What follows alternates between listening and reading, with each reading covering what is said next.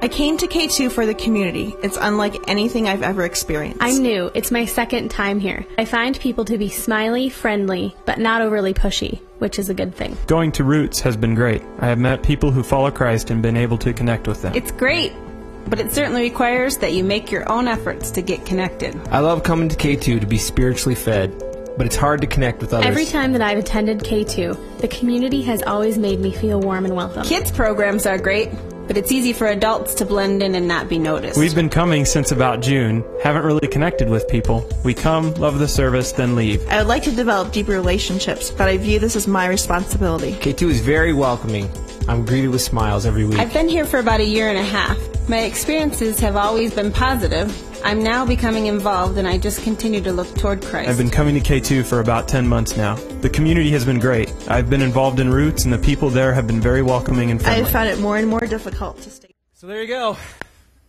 That's how community is here at K2 the church. And basically what we did was last week, after the second service, we just had some 3x5 cards, and we just had everybody fill them out.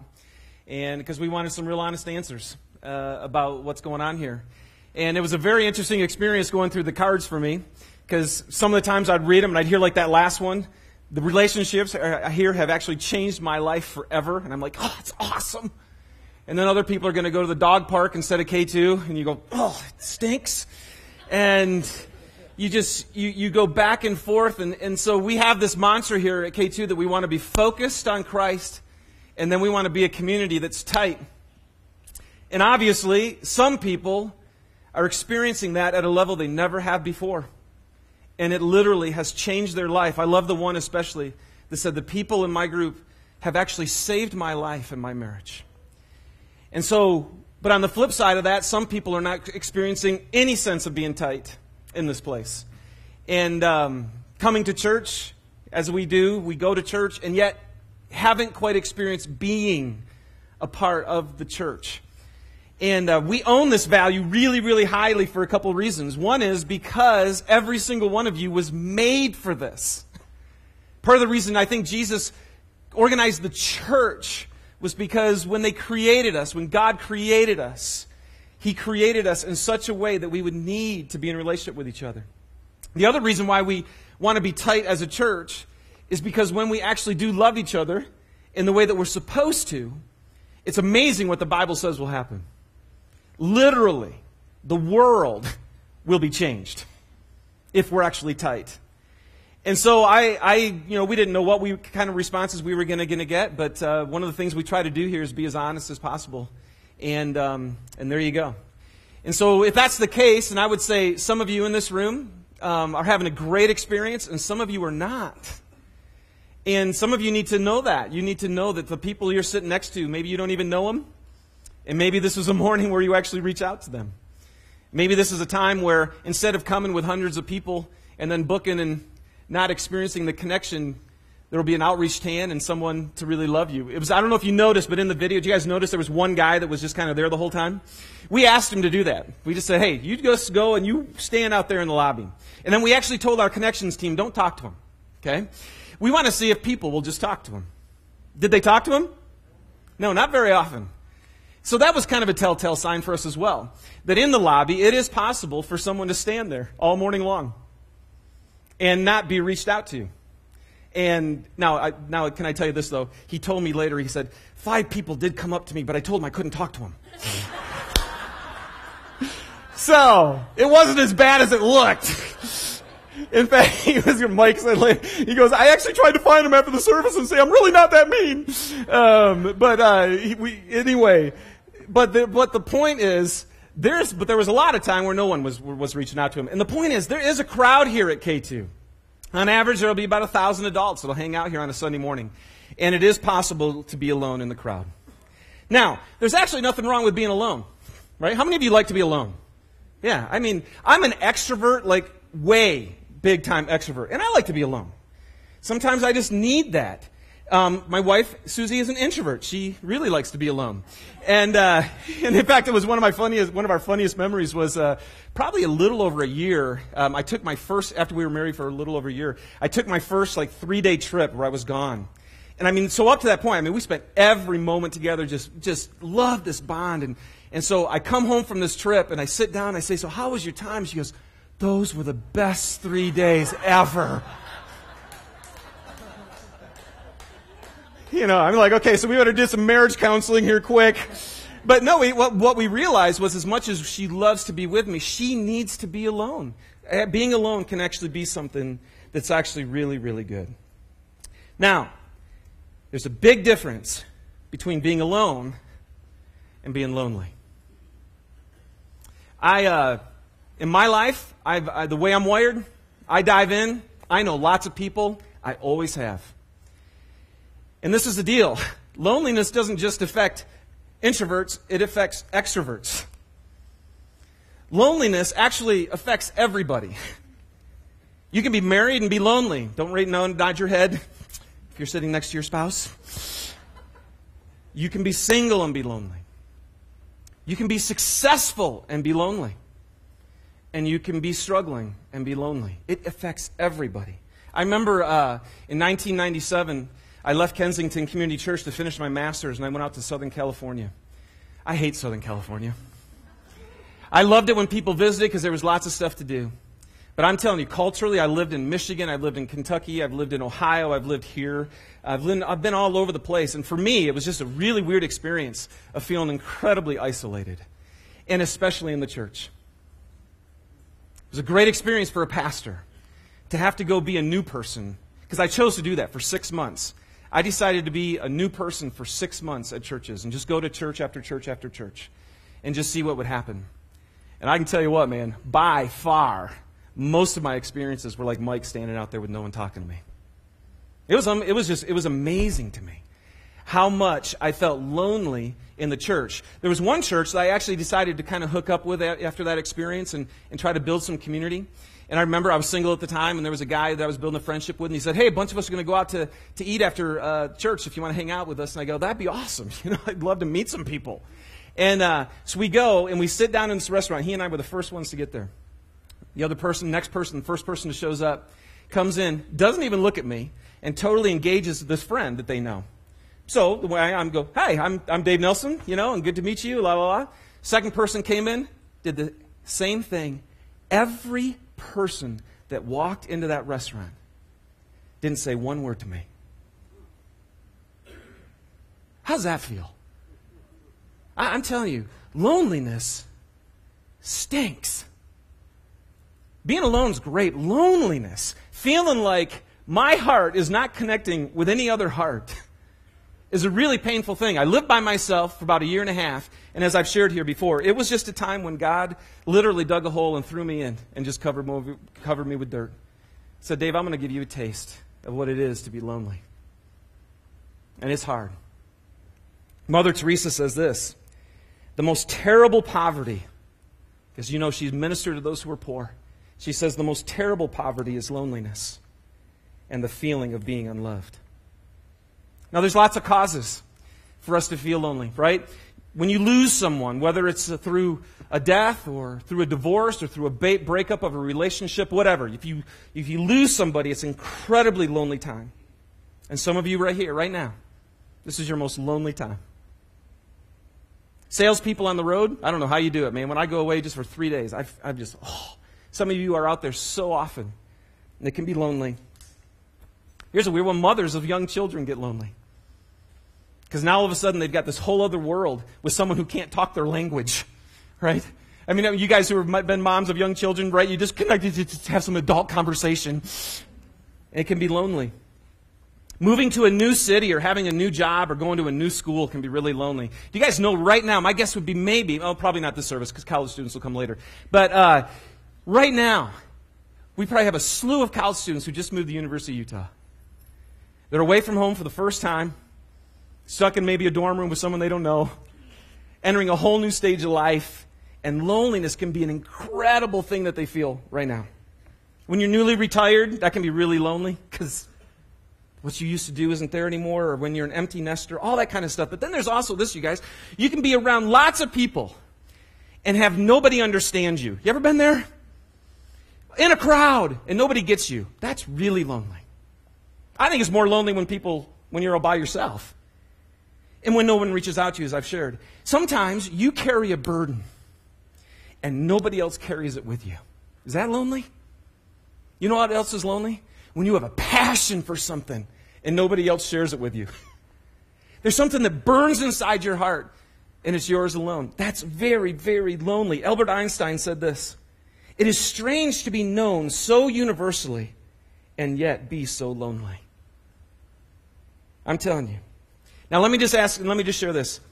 In this service this morning, my guess would be at least by stats I read and all that at least a third of you in this room right now are really lonely for whatever reason.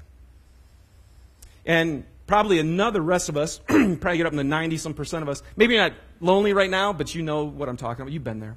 Some of you just, I don't know, you're just never lonely. It's pretty cool. I don't know how you do it, but it's amazing to me. Can I just say, even if you're not lonely today and you're feeling, a message on loneliness, you know you will be probably someday. And can I just share this? Can you remember, would you have cemented in your brain that picture of Mike standing out in that lobby? Walking around? I mean, we always tell people, man, if people are making a beeline for the exit, leave them alone. You know, I mean, like the one gal said, they're not too pushy. That's a good thing. Can you have a cement in your mind that here at K2 the church, people can stand around in the lobby like this, just wanting somebody to say, "Morning, how you doing?"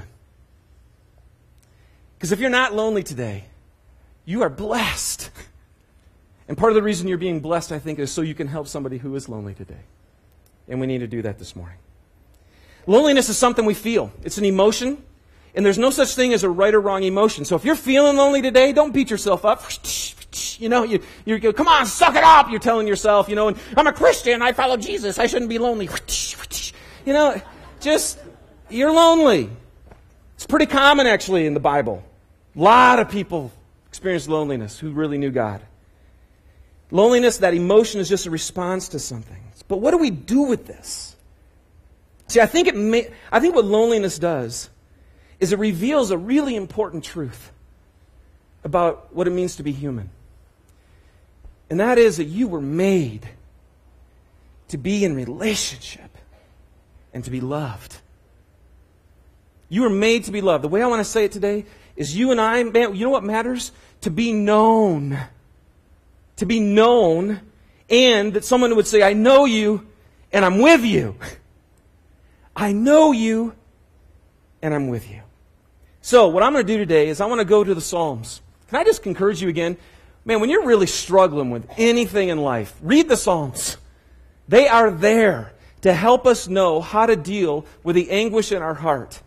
And I'm telling you, when I'm really struggling, the first thing I got to do is go, man, get to the Psalms, because these guys were struggling. And they teach us how to struggle with our emotions, and today especially loneliness, and yet engage with God and figure out how to get through or how to live still in your loneliness. I'm going to go to Psalm 25 today. Psalm 25 is a psalm that David wrote, which is awesome because David, if you think about it, this is a guy who shouldn't have been lonely. He was a king. He was a father, a husband, a son, a brother. He was very successful. But he had a lot of opposition and a lot of struggle. Look at this. Psalm 25, starting with verse 16. David's crying out to God, and he says, "Turn to me and be gracious to me, for I'm lonely and afflicted.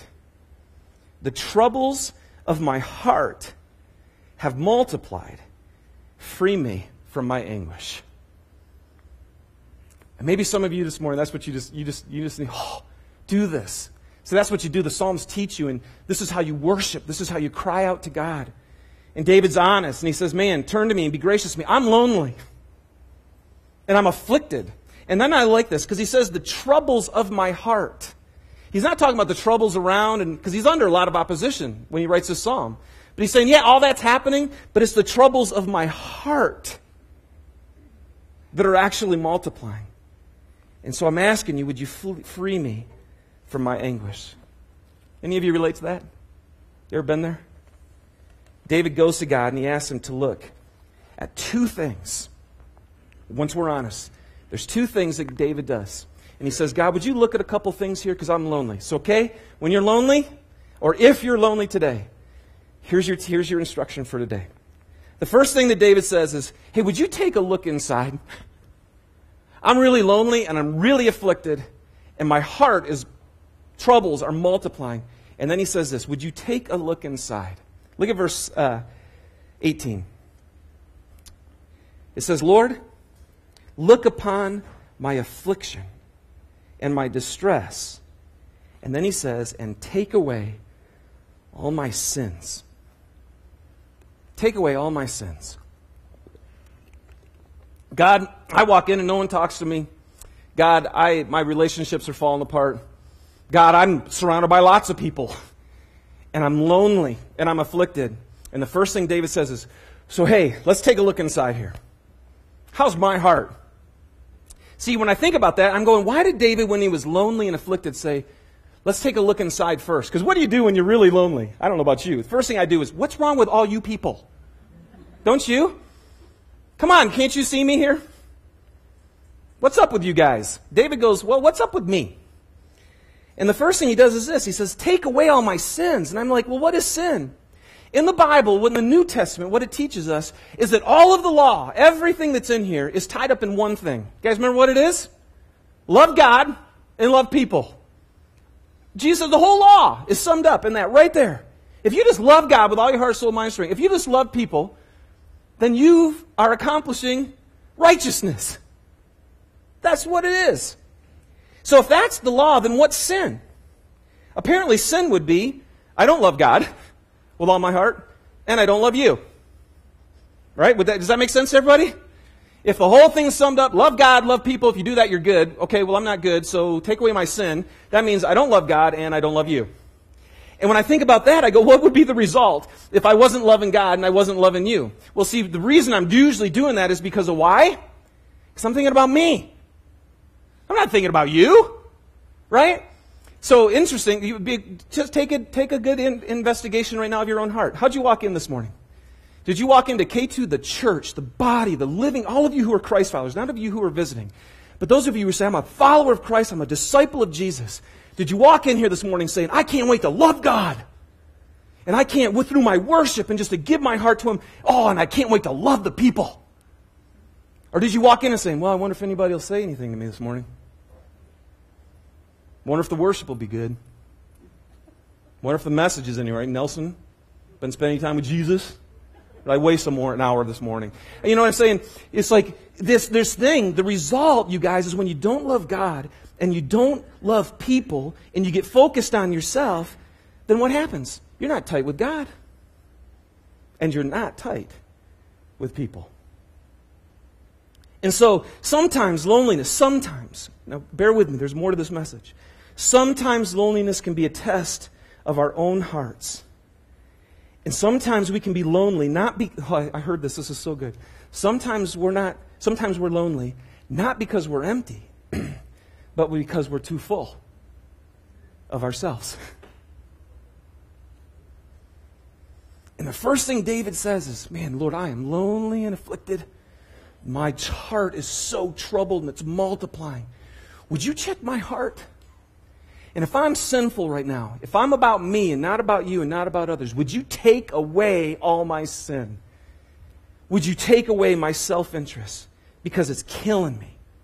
And you guys, we can fall into a trap where what happens is we get hurt or whatever and we erect these walls around us. Because come on, some of you maybe have never done this. That's what I do. In fact, when I was in California, God revealed that to me. So Nelson, how's your self-protection going? And I remember I had this picture of this huge wall that I built up. Because my heart was hurting, being so lonely. And I didn't want it to hurt anymore. So I'm like, well, the last thing I'm going to do is hang out and let people hurt me. And then he's like, how's that self-protection going? I'm like, it stinks. I'm so into myself right now that I can't see anybody else. And we fall into this trap where we erect walls, and then what we want is we want people to climb those walls, right? Knock them down. Come rescue me. Come love me, even though I'm stuck in here. And sometimes, you guys, it makes it even harder to be known because we don't want people to know us, and it makes it harder to have others with you. And if we can help ourselves to understand, it's like, I think what we need to, maybe some of you right now, you just need to go, wait, whoa. Have I done that? Did I slip into self-consumed behavior so that I'm not even loving God by loving other people? And if that's the case, then maybe you can join David today and say, hey, God, take a look inside. And then take away my sin. Take it away. And I would say, maybe, don't wait, you guys. One of the things you say is, don't wait, love. See, because what you need to do is you say, when David says, God, look upon my heart, you know what he's really saying? He's not just saying, he's not asking God to go, oh, yep, see it. Yep, you're selfish. You know, that's not what he's doing. What is he saying when he says, look upon my heart? He's saying, do something to my heart. Do something, God, to my heart. So investigate yours this morning. Maybe one of your application is that. Investigate your heart with God. Investigate it with others. Maybe for some of you this morning, your issue is you're so bitter and you're so angry at how things have gone that you haven't been able to forgive people. And man, if there's a lack of forgiveness in your heart right now, that will build a wall and it'll end up isolating you. And you guys have heard, have you ever heard this before? You know when you don't forgive somebody, who's the one who dies? You do. You do. You think you're inflicting pain on the other person, and yet it's coming right back and it's killing you. And then, so what do you need to do? Just maybe confess today with God. And just confess to Him. Say, oh, God, thanks for the reminder. I totally walked in here self-consumed. I wasn't thinking about loving you or loving anybody else. See, as a follower of Christ, you guys, follower of Christ. That means, disciple of Christ means I do what He does. Jesus never walked in and said, hey, I wonder if anybody's going to love me today. No, what did He do? I love people. I love God. I love people. And so just confess to Him maybe today. God, take away my sin. Would that not be awesome if He would actually do that today? And we're going to give you a chance in our worship at the end. So that's the first thing David says. Take a look inside, God, when I'm lonely. And help me to see if there's any problem in there. The second thing, though, David says is this. Hey, God, would you take a look outside? I think I'm doing okay here. Would you take a look outside? Look at verse 19.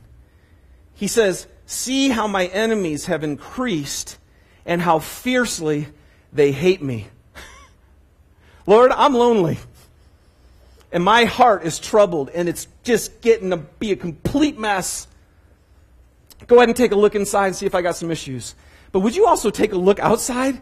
Because these people, they hate me. And this is really hard. I'm really struggling with this. In fact, again, what it says here in the New American Standard Bible says, God, look upon my enemies, for they're many.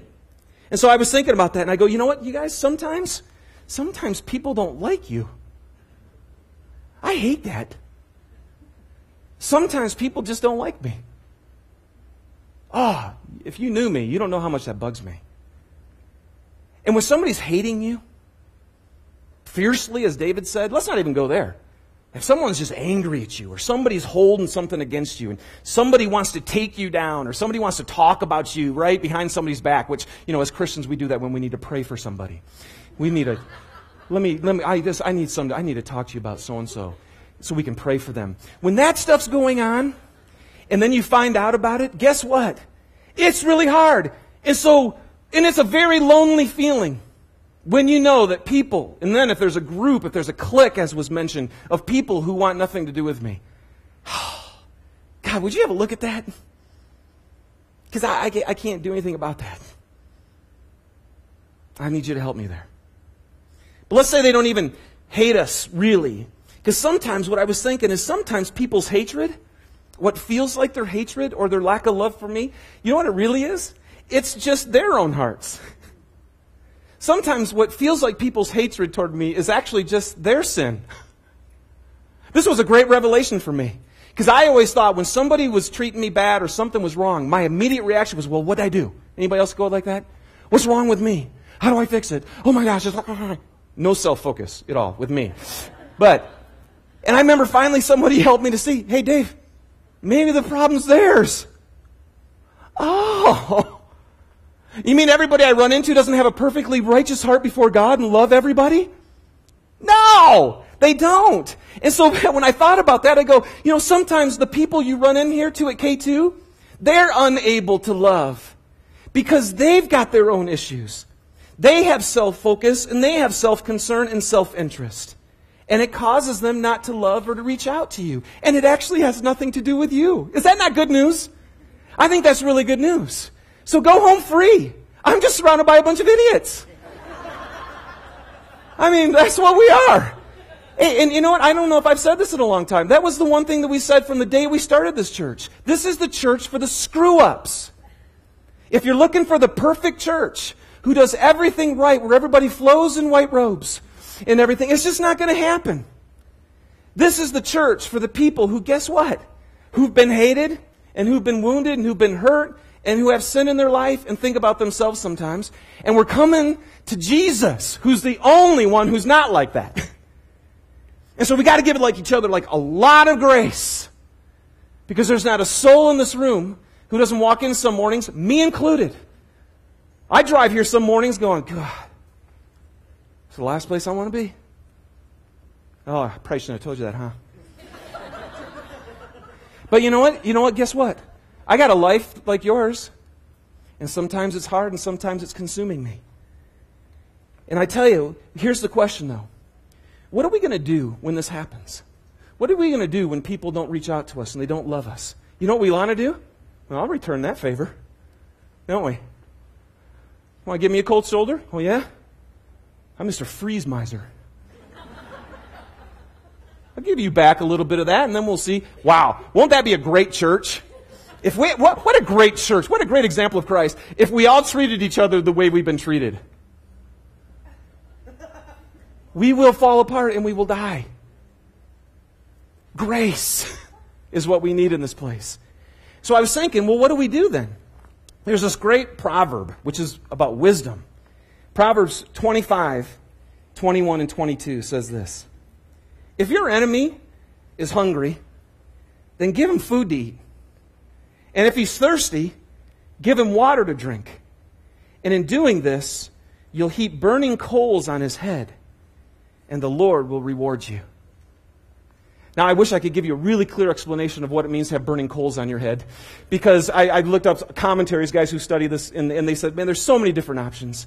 One of them, though, might simply just be that if somebody's treating you like crap, and in turn you go, how you doing? And you actually bless them and you love them. You know what happens? One guy said it's like you put burning holes on their head. In other words, they feel this pain inside. Because it's like, well, wait a second. How come you're treating me that way when I've been a jerk to you? Well, because that's how God treats me. I'm a jerk to God all the time. And He loves me. And what happens is, he said it can put a shame, it can actually put a burning of a shame in the person who's being an enemy to you. And he said, how great to have the pain of shame instead of the pain of punishment. Did you know that you could actually be a huge blessing to someone's life? Because you ever think about this again? Maybe the person who's not reaching out to you or not loving you is really thirsty themselves. Maybe they're really hungry themselves. And maybe you could be the drink of water that would totally transform their life and therefore your relationship. So you guys, sometimes there's just people who are going to hate you. Sometimes it's just going to be people who are struggling with their own sin. And we need to give grace and bless them. But then sometimes I was thinking about our enemies because David says, man, my enemies are just, oh. And you know what? Sometimes our enemies, when we're feeling lonely, are actually from our past. Lots of times our memories are our enemies. And we remember the wounds when people didn't reach out, or maybe a mom or dad that didn't love us, or parents that were just gone the whole time, and it just we developed this weird sense of loneliness inside, and it's bugged you your whole life. Maybe you've been so wounded that you've actually lost confidence now. This has happened to me before. You lose confidence, and you don't reach out anymore, and you're not going to be vulnerable because it hurts too much. Don't raise your hand, but anybody been there? It's like, man, and next thing you know, it's like, I remember what happened then, so I'm never going there again. And we live in this unbelievable wall again of loneliness. And you know what happens when I do that? I keep my very heart from experiencing what I need. And what do I need? I need somebody to know me. And I need somebody to be with me. And yet sometimes our very memories hurt us. And I think what we got to do, you guys, we say, God, do something with my enemies. Look upon my enemies. God, would you look upon my memories? because they're inhibiting me. All right, so now what do we do? What's David do? Hey, God, I'm lonely and afflicted. Troubles of my heart are multiplying. Would you take a look inside at my heart? And then would you take a look outside at all the other people too and their hearts? And would you help me get through this thing? And then, what do? The last part of the message right here. And we go to verse 20 and 21. And David says this, guard my life and rescue me. Let me not be put to shame, for I take refuge in you. May integrity and uprightness protect me, because my hope is in you. Let me read the whole thing now for you. Turn to me and be gracious to me, for I'm lonely and afflicted. The troubles of my heart have multiplied. Free me from my anguish. Look upon my affliction and my distress, and take away all my sins. And then see how my enemies have increased and how fiercely they hate me. Guard my life and rescue me. Let me not be put to shame, for I take refuge in you. May integrity and uprightness protect me, because my hope is in you. You know, David knew when he was lonely and afflicted, he goes, this could be my issue, it could be somebody else's issue. But what does he do? This is the key right here. He turns loneliness into solitude. David turned loneliness into solitude. See, there's this weird paradox. If you want to heal your loneliness, then you got to get alone with God. If you want to heal your loneliness, get alone with God. Loneliness, you guys, and here's the key, can actually be a gift if it leads to solitude. Paul Tillich says this, language has created the word loneliness to express the pain of being alone, and it has created the word solitude to express the glory of being alone. And what does that mean? That means I can be alone and it can be glorious, or I can be alone and it can be loneliness. Well, what's the glory? The glory is that you and I can actually find the one and the only one who says, hey, I know you and I'm with you. I know you better than you know yourself, and I am with you no matter what. When you want to leave yourself, I'm not leaving you. And what solitude does is if we take our loneliness and actually move into solitude, what we do is we find God in the solitude, and that's what our soul longs for. Yes, we were made for a relationship with each other. We are, and we need that. But our relationship, catch this, our relationship with others works and flows out of a relationship with God. Man, I've said this a million times, right? Susie makes a great wife, but a horrible God. You guys too. You guys are awesome. I think this is a great church. Many people said, yes, this is friendly. I love it. All this kind of stuff. But if you're looking to any person in here to be the one who satisfies your soul, you have misplaced that person. You've misplaced God with that person. Our relationships work, and they will only work here as a church if first I am in solitude with God and He's satisfying my soul, and now I actually have something to offer when I walk into this place. And then we can love. Solitude, you know what it does is it puts all the distractions get put aside. Whew, it's just me and God. That's why a lot of people don't like it, because it gets too scary. But what happens is you start to listen more attentively. You can hear Him better. You find what your soul wants and needs. And there's strength, you guys. I'm telling you, when I sat in California in a hole for 1.5 years, what that was about was finding strength. Because there's strength with God that there's not in any other human being. And not within your own self. And we've got to be connected to Him. Paul Brunton says this, solitude is strength. To depend on the presence of the crowd is weakness. The man who needs the mob to nerve him is much more alone than he imagines.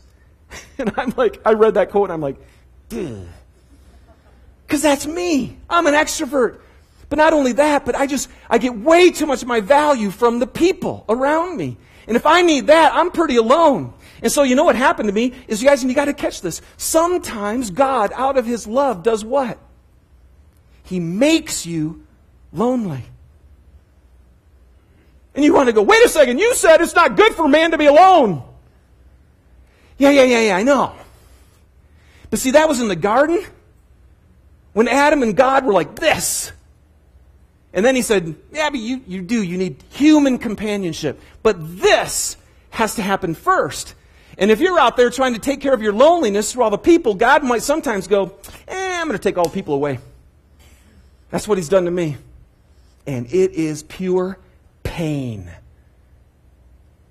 I am so glad, though, that God loves us enough to let us suffer.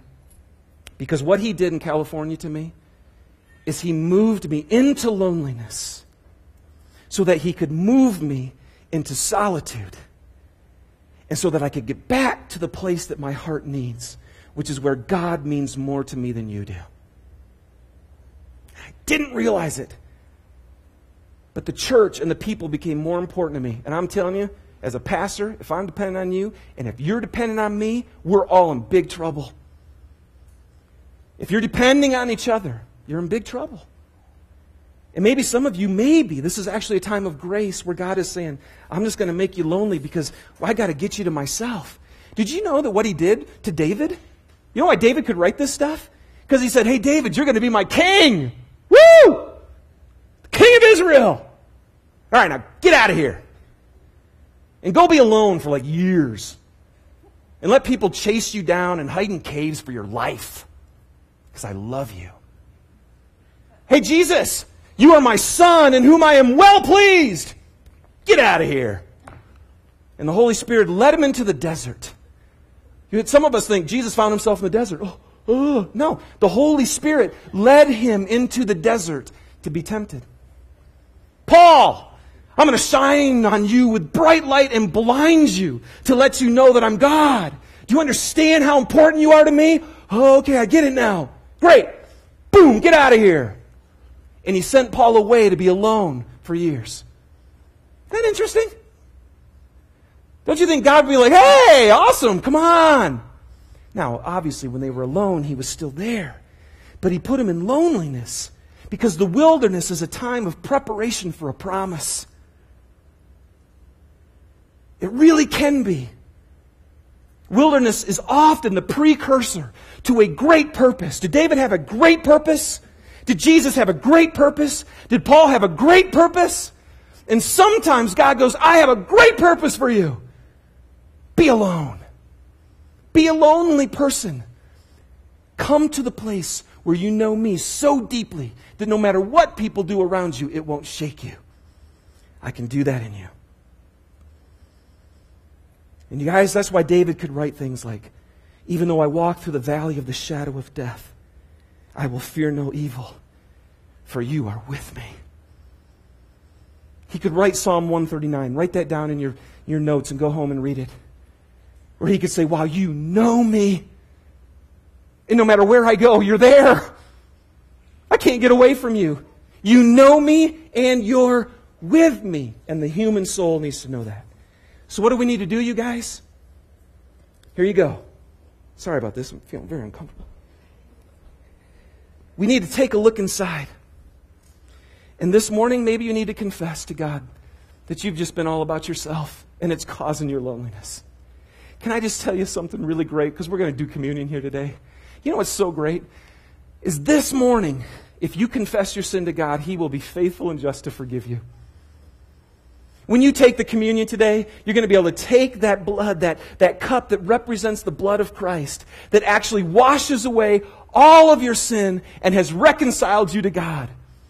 And you could walk out of here today with a brand new start of saying, whoo, oh, what a God. He's not ticked off of me because I haven't loved Him, because I haven't been loving people. He's up there waiting to show me mercy and to give me grace today. And I need that. Maybe you need that today. And maybe when you take communion today, this will be your chance to, just rest in that. You know what? I just thought of that. Are we taking communion today? Yes, thank you. Okay, can we erase that from the video? Second thing. Maybe that's the first thing you need to do, is be free today from your selfishness. Secondly, take a look outside. And maybe today is the day where you finally realize, wow, I'm surrounded by some really, really hurting people. And hurt people hurt people. You guys know that? And if you've been hurt because somebody's been hurt, oh, who's going to break the chain? Could it be you? Yes, it could. Take a look outside. And, one guy said, man, instead of the mirror, you got this big mirror. Woe is me. He said, turn your mirror into a window and finally go, oh, whew, wow, that's nice to not look at myself anymore. I'm going to look at you. I'm going to help you today to not stand in that lobby alone. I'm going to help you today to experience the love of God. Take a look inside, take a look outside, and then take a look at God, you guys. Go to God. And partly what you need to do maybe today is go to His Word. I think I may say this every Sunday. I'm telling you this, man. When God puts you in a hole and makes you lonely, you don't just come to church and go, oh, I love God. He's so wonderful and loving. No, He's not. He's terrifying and loving. But He's loving. Now, how are you going to do that when you don't feel like it? What is going to get you through life when you don't feel like God's good to you? Right here, buddy. You have got to know the Word of God that says, I am with you. You have to know, all of you guys who are Christians out there, you need to know, as we just celebrated recently, if you've been baptized into Christ and Christ is in you, you're enmeshed with Him, and He says, can't leave you. Can't forsake you. Won't. You're mine. I'm in you. There's not a second of the day that you ever live alone. Nothing can separate you from my love. Read Romans 8 if you're struggling right now. Go into that amazing passage. That's what I had to do. You just have to read it over, and I have to read it over, and I have to read it over, because I don't believe God. And I'm a pastor. So how do you believe God when you're struggling? I don't know.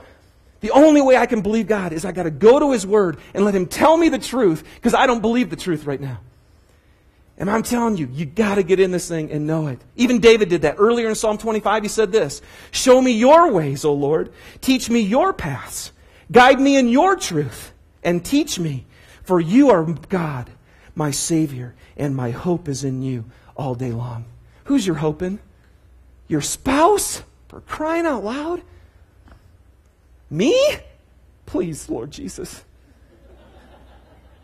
The other people in this room? No. My hope is in you. Teach me your ways. Show me your paths. Help me to know what is true about you, and I'll have strength to move on. He knows you. He's with you. And He loves you. Are you lonely today? It never is pleasant. It's never pleasant. Oh God, am I lonely? Let's pray. God, would you help every heart in this room right now that's lonely because they're consumed with themselves? Would you help every person in here who really, in actuality, maybe is just struggling with sin right now? They don't love you, so they're not tight with you. They're not loving the people around them, so there's a chasm there. And they're feeling isolated and they're alone. Would you speak to them right now in their heart and say to them, I love you. Confess your sin to me, and I will be faithful and just to forgive you. I died for that sin. Receive my forgiveness. Lord, would you minister to every person in this room who in reality is surrounded by people who just, for whatever reason, aren't reaching out to them. They're in hard situations. They have people who don't like them, who are angry at them. Or maybe they're just surrounded by people who are struggling with their own sin. But God, would you help them and strengthen them and give them the power to love them anyway, to heap burning coals on their head, to feed them and give them drink and to bless them, so they can be free. And then, Lord, would you help every one of us to remember, by the death of Jesus Christ on the cross, we can have all of our sin forgiven, so that we can be reconciled to you. Relational term.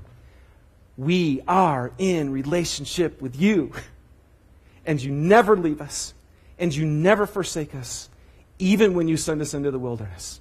And even when you make us lonely and you don't supply the people around us, you are there. Would you turn every person's eyes, God, if there's anybody in this room right now that you actually kicked out into the wilderness, that you have them being lonely today, would you lift their head today and help them to stare in your eyes and to remember that they're dearly loved? And I pray that you do that as we close our service here in Jesus' name. Amen. All right, so we are going to celebrate communion right now. Band, come on up. And as we do this, you guys, I really do want you to remember, when you hold that body, Jesus said, remember this. This is so you'll remember me, that my body was broken for you. Did you guys know that He suffered in every way that you suffered? Did you know that Jesus was lonely? He was lonely. And the most awesome loneliness He ever experienced was while He was on the cross, when He cried out to the Father and said, why have you forsaken me? Come on now, everybody else left me. I am totally alone here, and now you have forsaken me. Why have you forsaken me? You know why? So that He would never have to forsake you. So that every one of His children would never need to utter the words, is God with me? You are reconciled. And when you take this body and when you take this cup, you remember that Jesus Christ has done everything. Your sins are wiped clean. Celebrate that today. Celebrate it. Take a look inside God and take away all my sin right now, right today. Walk out of here free and clean. Get your eyes off yourself and start loving other people and let Jesus Christ change you forever. All right? And then listen to this amazing song while you're doing this. And we're going to worship you guys. You give your heart to God. You pursue Him with a pure and holy passion if you're lonely, because He's the one who will satisfy your soul. He's the only one. Let's do it together.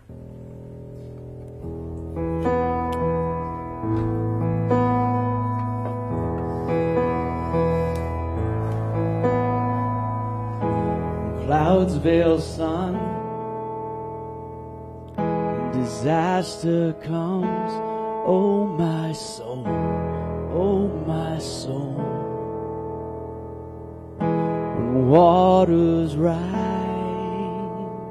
and hope takes flight, oh my soul, oh my soul,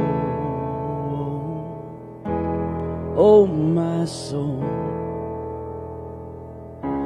Ever faithful, ever true, you I know, you never let go.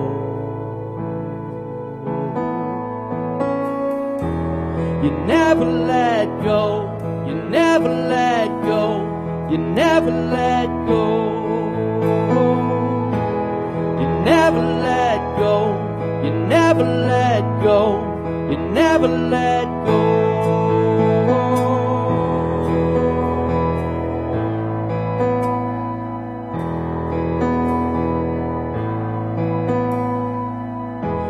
Clouds brought rain, disaster came. Oh my soul, oh my soul. When waters rose and hope had flown, oh my soul, oh my soul, oh my soul. Ever faithful, ever true, you I know, you never let go.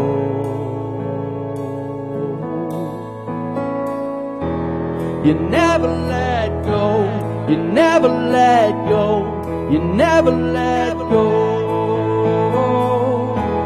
You never let go, you never let go, you never let go. Oh, my soul overflows. Oh, what love, oh, what love. Oh, my soul fills with hope. Perfect love that never lets go.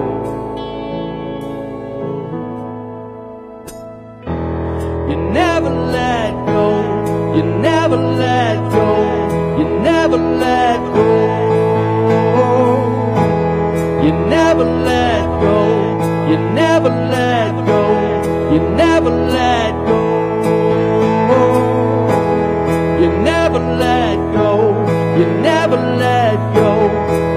never let go.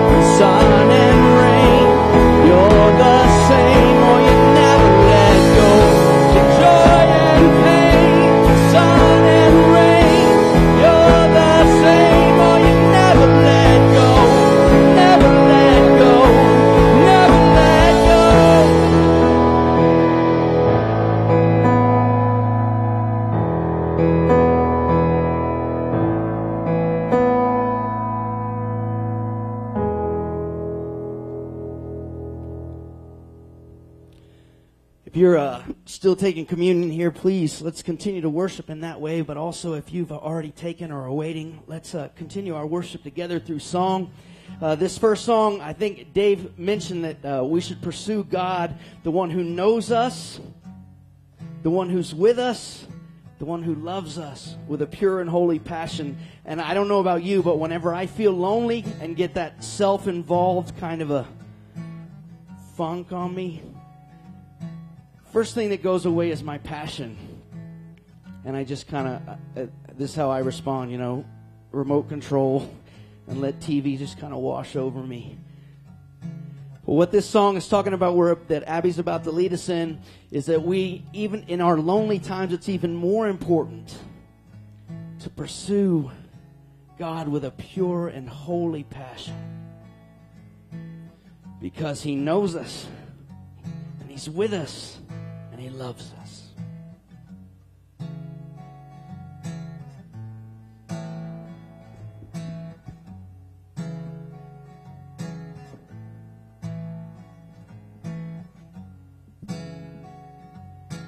Give me one pure and holy passion. Give me one magnificent obsession.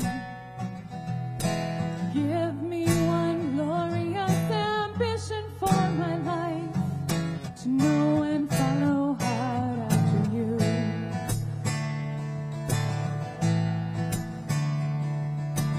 Give me one pure and holy passion. Give me one magnificent obsession. Give me one glorious ambition for my life, to know and follow hard after you.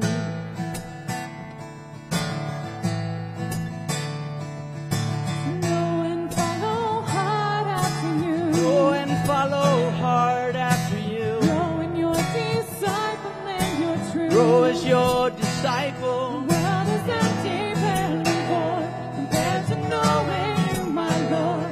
Lead me on, and I will run after you. Lead me on, and I will run after you.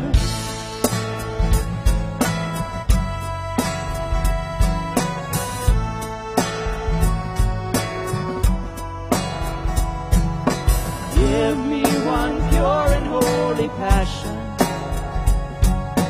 Give me one magnificent obsession. Give me one glorious ambition for my life, to know and follow hard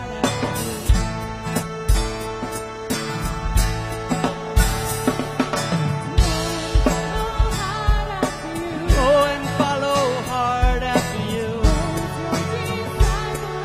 To grow as your disciple.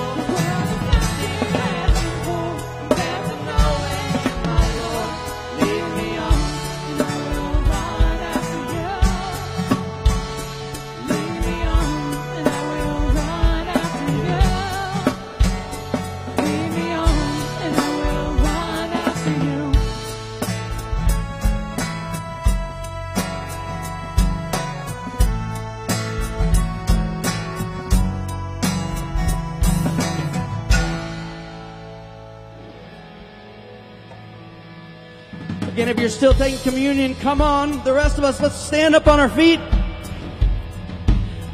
to be with God.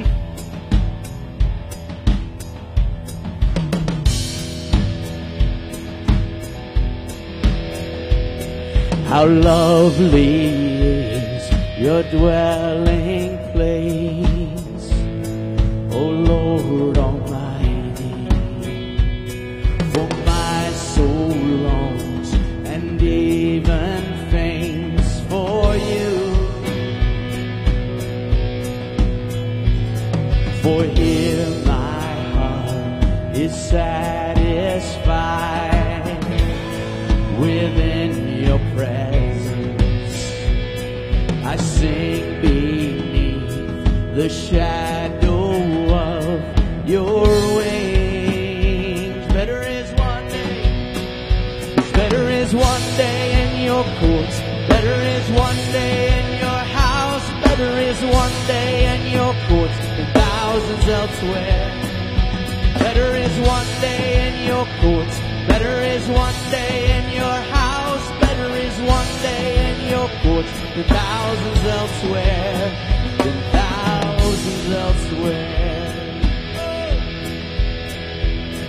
One thing I ask, and I would seek to see your beauty, to find you in the place your glory dwells. 'Cause better is one day, 'cause better is one day in your courts. Better is one day in your house. Better is one day in your courts than thousands elsewhere. Better is one day in your courts. Better is one day in your house. Better is one day in your courts than thousands elsewhere. My heart and flesh cry out for you, the living God. Your spirit's water to my soul. I've tasted and I've seen. Come once again to me. I will draw near to you. I will draw near to you. Better is one day.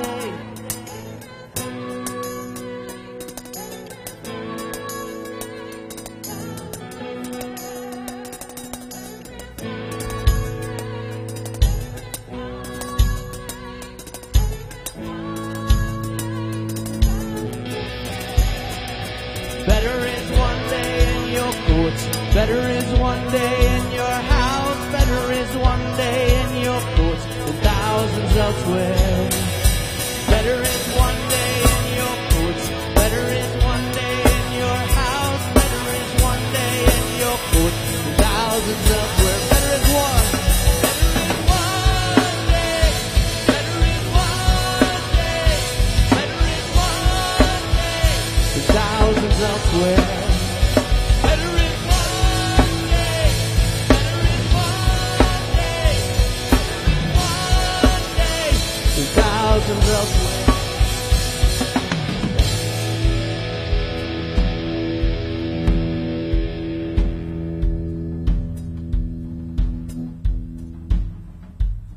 This last song we're going to do is an old hymn. My favorite line in it, it talks about, in the last verse, it talks about how our hearts, that place where we try to nurse that loneliness, our hearts are prone to stray from God. So when I sing this song, it's a prayer for me. Oh God, bind my heart to you. Even when I feel lonely, Lord, let me respond in a way that chases after you and seeks after you. Bind my heart to you, Lord. Also during this song, we're going to take up our offering, and it's a perfect time. Because Jesus even said, where we put our money, that's where our heart is. So let's worship the Lord in song and in giving of money this morning. If you're visiting with us, don't feel compelled to give or anything. But for those of you who call K2 the church your home, now is the time. Let's worship God through our offering. And by giving money, we show Him He has our heart. Come now, fount of every blessing.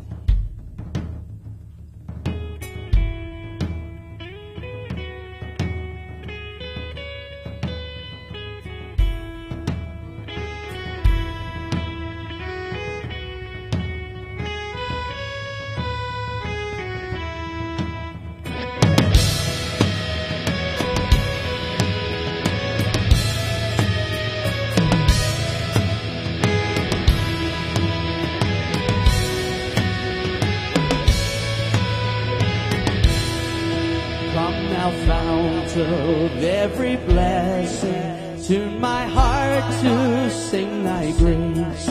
Streams of mercy never ceasing. Call for songs of loudest praise.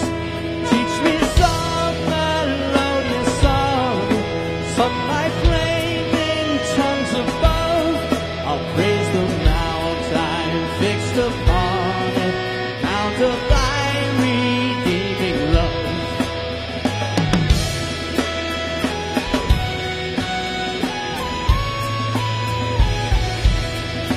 Here I raise my Ebenezer, hither by thy help I come, and I hope by thy good pleasure safely to arrive at home.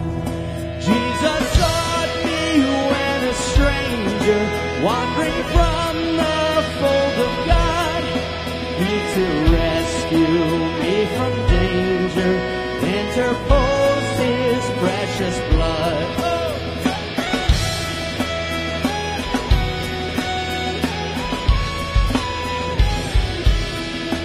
Oh, to grace, how great a debtor daily I'm constrained to be. Let thy goodness like a fetter bind my wandering heart to thee. Prone to wander, Lord, I feel it. Prone to leave the God I love. Here's my heart, Lord, take and seal it for thy courts above.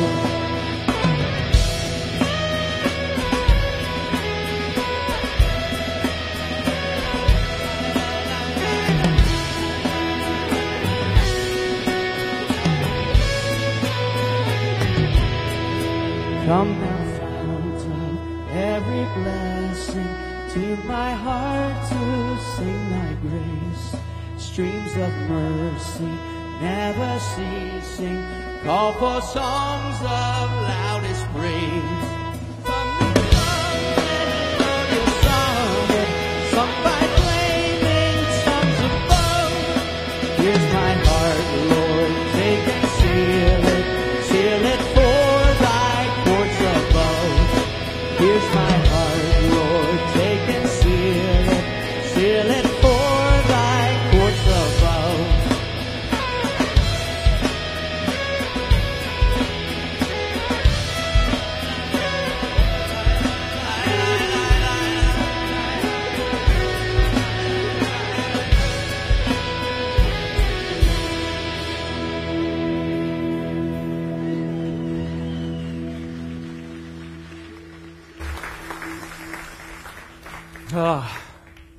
All right, you guys. Streams of mercy, never ceasing. That's really good news. David's hope was in the Lord. You are my refuge, and you are my hope. And so I'm looking to you, God. Satisfy me deeply in my being. So I'm actually a minister to those who are lonely. Touch me in my loneliness and draw me to yourself. You guys, we have a great opportunity here by being connected to God to actually provide the tight community that we're looking for. And if you were here at the beginning of the service, again, to make sure all of us who love Jesus, who are followers of Him, that there's not one person who stands in that lobby alone. Absolutely unacceptable. That there's not one person who isn't reached out to, who's saying, love me, and gets connected in this place. Now, for some of you, as was said as well in that opening video, I know the issue is actually mine. I haven't connected here because I haven't taken the step yet to really do that. And that may be freaking you out to think about taking that next step, but I want to tell you, God created you for this. You're made for this. And I want to say, as we get ready here to move out, and I'll send you out with this, just a couple thoughts for you. First one is this. We have this little thing, in fact, this series we call More Room to Be Tight. And we're doing this white warehouse. We're going to be in here sometime this month in September. And we are very, very excited about that. For sure, that's going to happen. But the whole reason we're doing that is because really it's going to be two communities at the same time, which means we think there's going to be a better chance for you to really engage and to meet the people that are in this building. And so I'm encouraging you, man, grab your friends and talk to your family and figure out which service are we going to commit to. And commit to. Actually have eyes that don't come to church thinking about ourselves, but eyes that are looking outside around us so we can love those who are here. And the second thing I want to encourage you guys, there's a few ways actually just to get involved. Because one of the other things that help us to not be lonely is to have something you give your life to with other people. And so maybe one of the things you could do is give us your few days cranking out this. I know the community that's happening with the people who are committed to building that building over there has been unbelievable. So maybe that's part of it, what you do. We said last week, we have kids who come every single week to Adventure Canyon who need to know that they're loved, who need to know that somebody's with them and cares about them. And so Adventure Canyon, if that's the thing, maybe God's saying to you right now, it's like, you know what? Make sure that every kid that goes to Adventure Canyon knows they are dearly loved. And you could do that. You could be the person to do that. And you can sign up out in the lobby right now to say, that's it, man. I'm not coming to church anymore. I'm going to help make the church. I'm going to be a part of the church. A third option could be you guys, so much stuff that goes on behind the scenes here. We have some incredible technical stuff that goes on to make this deal work. And I think most people don't know about that because we see Connections people, we see Adventure Canyon, but we don't necessarily see the behind the scenes stuff. And maybe offering to be a part of that team and being a part of that community. Hey, Dave. God's here! Hi. Oh, hey, Mike. Hey, I just wanted to interrupt a little bit. Thanks, buddy. Appreciate that. I was in the mood. Hey, I wanted to let everybody know that, hey, I'm up here in... Wait. Did you guys realize technical people actually run the service? They could actually mess up anything anytime they want, apparently. And we might. I'm Mike. I'm back over here behind the stage. And we have a little video room that we work in back here. But I wanted to let you know, especially in light of Dave's message, that the Technical Arts team is a great place for you to plug in and connect with the community who cares about you. We're a team that works hard and plays hard. Many of us get together during the week, and we're currently even going through a devotional series via email. We're always looking for new teammates to help us serve the church, and we're here to reach the valley through these technical arts. So if you're interested in audio, video, lights, set design, set construction, if you're an electrician, if you're a construction worker, we need you. And we want you to be a part of the team that we've got here at the Technical Arts. Ready, camera 2? So if you're interested in finding out more about the Technical Arts team, I want you to come see me in the lobby here in just a few minutes. Thanks. Awesome. Thanks, Mike. Take 2. Very cool. All right.